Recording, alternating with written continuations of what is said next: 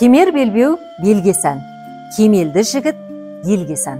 Алайда ата-бабаларымыз бұл бұйымды тек сән үшін тақты десек қателесеміз. Қазақ жас босанған әйел ертерек аяқ қолын бауырына алып, ағзалары қалпына келу үшін кемер белдік тақтырған. Ал ерлер салт атпен ұзақ жолға аттанғанда беліне, бүйрегіне күш түсірмеу үшін және жарық ауруының алдын алу үшін кемер белдік таққан.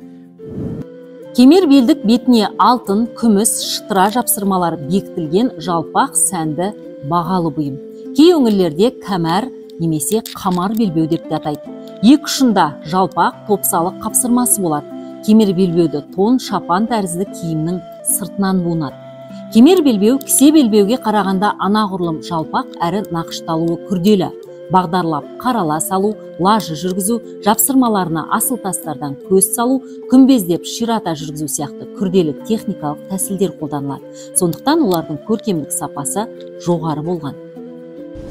Бұрындары белдік адамның әлеуметтік, мүліктік мәртебесінің көрсеткіші болған. Белдіктегі шытыралардың саны, неден жасалғаны және оның көркемдігіне қарап адамның әлеуметтік жағдайын анықтаған. Бір-бірінен асып түсуге тырысқан байлар көбіне алтынмен апталып, күрделі өрнектермен әспеттелген күміс белбеу тағатын.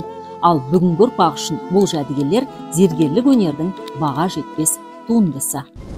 Бұл қазақша факт айдары мәліметтер қазақтың этнографиялық категориялар мен атауларының дәстүрлі жүйесі энциклопедиясынан алынды.